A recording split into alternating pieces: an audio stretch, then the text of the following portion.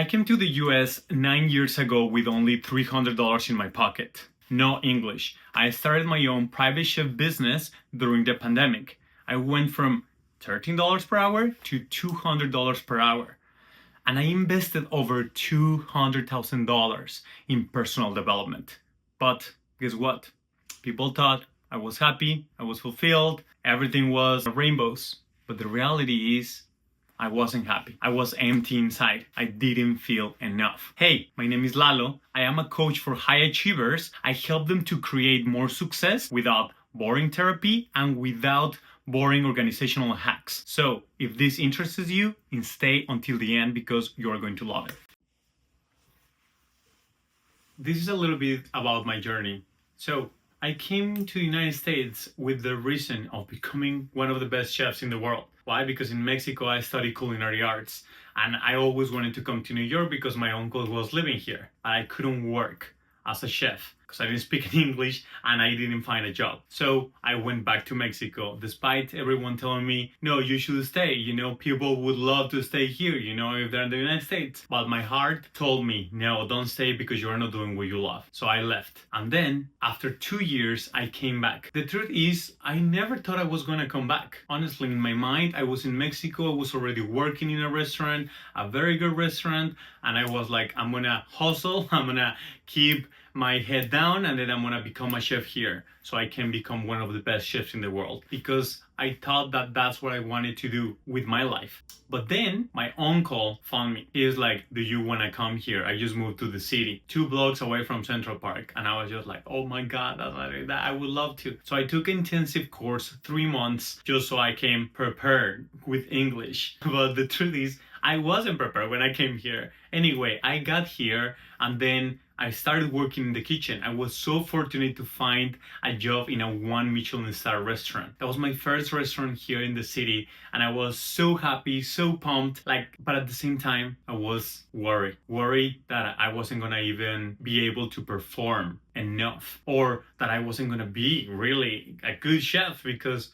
the people here were really good. They were super fast and the pace was so fast. I didn't understand English, so I was trying to translate and trying to understand the vegetables, trying to translate, use the phone, ask around, but I didn't even know how to ask. So I was trying to figure out everything by myself in that year. It was insane. It was so crazy, but it did help me a lot when I came here. Years after, 4 or 5 years, I started working in Michelin star restaurants of high level, 3 Michelin star restaurants. And right before the pandemic, I was actually working at my dream job, 11 Madison Park, at 3 Michelin star restaurant, one of the best restaurants in the world. Are you kidding me? I was dreaming. I was so excited, so happy. And I thought I was going to be there for at least 1 year and a half. In my mind, it was like, I'm going to stay here. I'm going to work hard. I'm going to become, a sous chef. And then I'm going to go to Paris. I'm going to learn there. I'm going to crush it there. And then I'm going to open my own restaurant. And so I'm just giving you the vision that I had back then. But guess what? I guess the universe had something different for me and for the whole world. So the pandemic hit it. And then what happened during the pandemic? So everything collapsed. Then suddenly I didn't have a job. Suddenly I had to go in unemployment. So guess what happened? I started feeling sad, depressed, anxiety. I didn't know what to do. Yes, I had time, but I was lost because I never had that time in my life. I was always hustling. I was always trying to find the money, trying to make it. Why? Because that was a program that was running me. But I didn't know. So I was shocked that I had time and that I could do something. So I started doing more cooking classes and cooking stuff, starting a cooking business, like classes, educational business. It never took off. It really never took off. And why? Because I didn't know anything about business. But I think most importantly, now I see it, is because I didn't have the right mindset. I wasn't listening. So I was in survival mode. I was just trying to look for the money because I needed the money and because I wanted to have money because I thought that was the thing that I needed back then. Anyway, I had an idea. Back then, my wife was already amazing designer, a website designer. And I asked her, can you make me a website? So she made made a website for myself. So I started my own private chef business, and I went out and I started looking for clients. So I got my first client and I was so happy, so pumped. I was making so much money. Like I never seen that amount of money in my life in one day. I felt so happy. I felt so like out of this world. I never thought I was gonna do it. I was so afraid too as well. But I was super happy. After a few months in, some people perceived me as like I had it all because I have free time, I have more money, and I was living in Manhattan. So it was kind of like the dream. And it was a dream for me, but I didn't realize that I was living in the dream that once wanted. I had the freedom, the money, and the time. So that was crazy because I didn't even realize it back then. Isn't that crazy how we do that? When we achieve one goal, then we're just going for the other one? But anyway, at that point, it was when I went to a Tony Robbins event and then I signed up for the Platinum Partnership program that he has. It's the highest level program that he has where you travel with him and other 200 to 300 people that are high level, that have like businesses, that are high achievers, that want to change the world. It's just amazing, unbelievable. And I signed up because my heart knew that that was my place to be. But I didn't have the money. I didn't have the $80,000 that it was for that. So I signed up anyways using 2 credit cards. I committed and I was like, I need to do this. I know it in my heart. But my wallet was telling me, yes, but you don't have it in your wallet, so don't do it. But something in my heart was stronger, and I was like, I need to do this. So I told back then my wife, I said, I know I need to do it. I am going to do it. And she was like, okay, yeah, I'll support you. Well, she supported me, and that meant a lot for me because I think without all her support, I wouldn't be able to do what I did. So a few months later, in one of the most profound events that Tony Robbins has, the most transformational event, in my opinion, called it With Destiny, he started doing this process in which we go really within ourselves and we find the rules, that we put ourselves, the way that we see life. And guess what I found? I found that everything that I was doing, it was to please other people. That actually I wasn't really happy, that I never did something for myself. I was always thinking in the back of my mind, what are they gonna see if I act in this way? How do I need to act? How do I need to behave? How do I need to dress? What things I need to say correctly? Everything to be liked, everything to be accepted, and ultimately everything to be loved. Why? I was wondering, but why? Because I was rejected when I was a kid, and I always thought that if I had the money, then people would accept me, people would want to hang out with me, and people would, at the end of the day, love me, because if they accept you, they love you, right? So when I realized that, I was super sad. Honestly, I just thought, I cannot believe that I'm just acting for other people. So right after this event, I started questioning everything in my life, everything that I was doing, everything that I believed, everything that I did, because now I had more insights. And guess what I realized? That despite the financial success, the freedom, everything that I always wanted, I wasn't happy. I didn't feel enough. I didn't feel loved. I didn't feel love for myself or for others, right? How can I feel love for myself or for others if I don't have it within me? When I started questioning all of this, my mind was, we need to change. Not anymore. So I got tired of it. I was fucking tired, and I was like, not anymore. I'm not living this life because now I know. Now I'm conscious, and now I need to change. And when I decide something, I go full in on this. So at this moment, I decided that I wasn't going to spend my life worrying about what other people thought about me.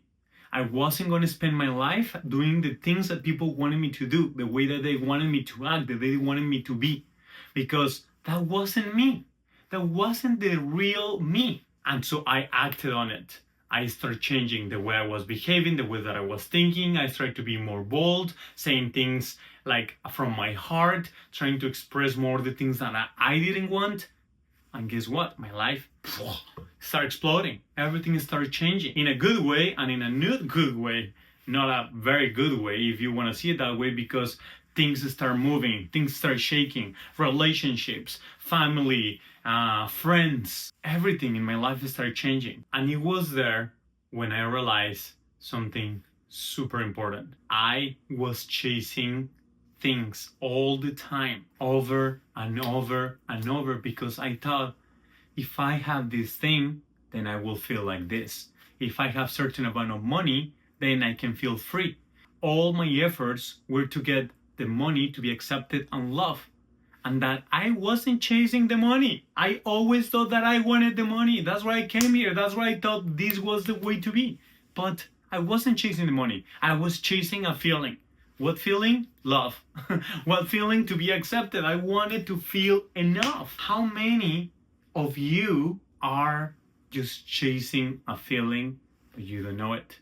What do you want? Respect? You want love? You want to be accepted? You want to feel like you're enough? Yes. That was me. That was me at that point. But that was the breakthrough that helped me to change my whole life. That's why I'm sharing it with you with so much depth. Moving forward, I realized that I started going within myself, within my heart, within my emotions, my deepest beliefs, but not only consciously, to the level that those beliefs that I didn't even know they existed. Because I remember something super funny. Someone once told me, hey, do you ever get anxiety? Do you ever get stressed? And remember what I said? I was like, not that I remember. Like, not really. But it's because I didn't know what was stress. I didn't know what was anxiety. And why I didn't know? Because I always push those feelings when they try to come up, because I was really good at that. I was always really good at like pushing those emotions and just bring, oh, I am the happy person. I am the positive one. You just focus on the positive, focus on the positive. And that did help me. And that is always going to help you way more than if you focus on the negative. That's 100% a truth. Really. When I realized that I was pushing those emotions down and that I didn't let them come to the surface, I was like, there is something there. So the more I go there, what's the stress? What I'm getting anxiety for? What am I getting stress? Why do I always expect more from people? Why don't I accept them the way they are? I had to realize to grow, to feel enough, because if I didn't accept myself, how am I going to accept others? If I don't love myself, how am I going to love others? So I started to give myself that love, that peace, that tranquility, that kindness. I started to stop talking to myself in a way that it was despective or that it wasn't nice. Because how many times we talk ourselves down, we put ourselves down, our efforts, what we have done in our lives, everything, but we don't even realize it because it's a program that is running on inside. So I went super deep in a journey of like discovering myself. I went to Joe Dispenza events to learn how to manifest, right? To create more, but not from the external world, but from the internal world. So what happened then? When I went there, and then I started realizing, oh, my programming, I was like, oh no, don't tell me it's more, because it was a lot of stuff going on inside me that I didn't realize. But why? Why was I able to bring it to the surface? Because I start opening up my heart. I stopped for once just pushing all the stuff down and apparenting that I was happy, I was the positive. And I start saying, okay, I do feel the stress. I do feel anxiety, and I do feel all of these emotions that before I never felt, never allowed myself to feel, but now that is going to change. So the more I went deep into these emotions, I started discovering more and more and more. I started changing the old me that was essential for my change. Because before, I work a lot on the external, in the body, in the language, being positive, in focusing on the right things. Yes, but what was the problem? That even though I was achieving things, because I was achieving things, I was growing. You know, came from Mexico, doing very little money. I came all the United States, came working in Michelin-star restaurants, creating my own business, being successful, paying more like $200,000 in personal development. I was making things and I was growing. But guess what? I wasn't fulfilled and I wasn't growing at the pace that I could have been growing if my heart and my mind were aligned. My mind knew where I wanted to go. That's why I came here. But my heart didn't feel deserving of wealth, of love, of acceptance. So I needed to put these two guys in order. And the way I did it is by going within. And by the way, this is just not happening overnight, in one event and my life changed. No, it did change my life. However, I've been meditating since I was 18 years old. I didn't mention that. Just a little fact, right? But the point is like you cannot change and start creating without the stress if you're only focusing on the external world, because the external world is going to tell you everything that is wrong. But there are also amazing things happening in the world outside. But most of us, when we're running in a program of survival, we only focus on the wrong things. Am I right? So to change that, really change that, and have deep transformational change, you need to go within yourself, to the subconscious mind. So once I did all this work in my mind, and I keep doing it, there's never stopping. You're always growing, you're always evolving. And then I realized that most of my programming, my old programming, was here. I was able to now create a new self. How? Changing the way I thought. And when I changed the way I thought, then my feelings started changing. The emotions that I was feeling every day, because now I did feel deserving. I feel more whole within myself. That was bringing me happiness. I could feel actually happy, and I wasn't chasing things. And I wasn't like chasing the money or having that or having to chase it or to have it to actually feel it. I was with my eyes closed and just feel in love with life and in love with myself. And I was like, my God, thank you, thank you, thank you. So I started finding more gratitude in every single moment of my life. And so basically, this was my journey. How I went from being stressed, how I came to the United States from Mexico to become an aligned achiever. This is what I call an aligned achiever, because now I don't have to chase things to feel those things, to feel the love. Now I can give more love because now I can feel it within myself. Now I do feel successful. I don't need someone to tell me or something to tell me that I am successful, because I feel it within myself. And so if you want to learn how to create more success without the stress and find that fulfillment within yourself, you have to follow me and subscribe and hit the notification bell so you never miss a video. See you in the next video. God bless you. Take care.